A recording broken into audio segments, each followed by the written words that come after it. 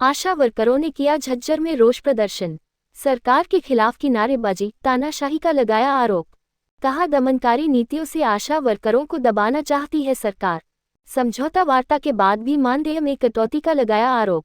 नए नियम लागू कर आशा वर्करों को किया जा रहा है परेशान। भाजपा के राष्ट्रीय सचिव धनखड़ के आवास पर जाकर सौंपा मांग पत्र। पंचकुला जा रही आशा वर्करों को बीच रास्ते ककड़मजास के पास रोकने को लेकर स्टेट कमेटी की कॉल पर शुक्रवार को यहां जिला की आशा वर्कर एकत्रित होकर पंडित श्रीराम शर्मा पार्क के पास बीच सड़क पर बैठी और सरकार की कार्यशैली के खिलाफ रोष जताते हुए नारेबाजी की। आशा वर्करों का कहना था कि सरकार तानाशाही पर उतरी हुई है और बार बार वार्ता के बाद भी सरकार से हुए समझौते से फिर रही है। उन्होंने कहा कि सरकार के साथ बीती 19 अक्टूबर को समझौता हुआ था, उसमें उनका हड़ताल के समय का पैसा दिए जाने और मानदेय दिए जाने की बात भी हुई थी। सरकार ने हड़ताल के दौरान का पैसा तो दिया नहीं, उल्टा उनके मानदेय में भी कटौती कर डाली। इसकी जितनी निंदा की जाए उतनी ही कम है। उन्होंने ये भी कहा कि सरकार दमनकारी नीतियां अपनाकर आशा वर्करों को दबाना चाहती है। इसी के चलते आज उन्होंने स्टेट की कमेटी के आह्वान पर यहां सड़कों पर उतरकर रोष जताया है। इस दौरान आशा वर्करों ने प्रदर्शन करते हुए यहां भाजपा के राष्ट्रीय सचिव ओपी धनखड़ के आवास पर जाकर अपना ज्ञापन सौंपा। आशा वर्करों का आरोप था कि सरकार हर रोज नए नियम लागू कर परेशान करने का काम कर रही है। उन्होंने कहा कि आशा वर्कर सरकार की तानाशाही से कतई डरने वाली नहीं है। सरकार की हर कार्यवाही का वोट की चोट से जवाब दिया जाएगा।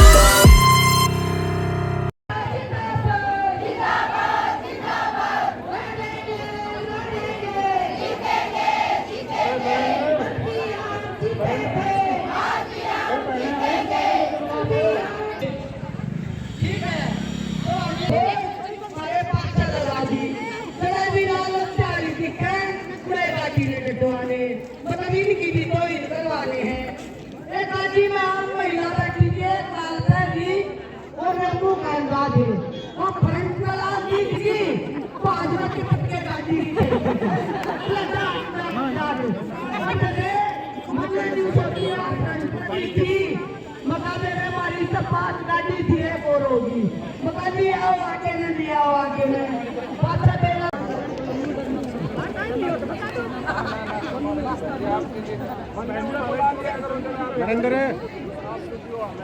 हम दुखी को ना होते, दुखी आप हो रहे हो। पानी आ गई है, डालिए पाना कितनी कम देना नहीं तो है भाई, कोई नहीं लगाओ। हां पाना कितना खाली बता दो।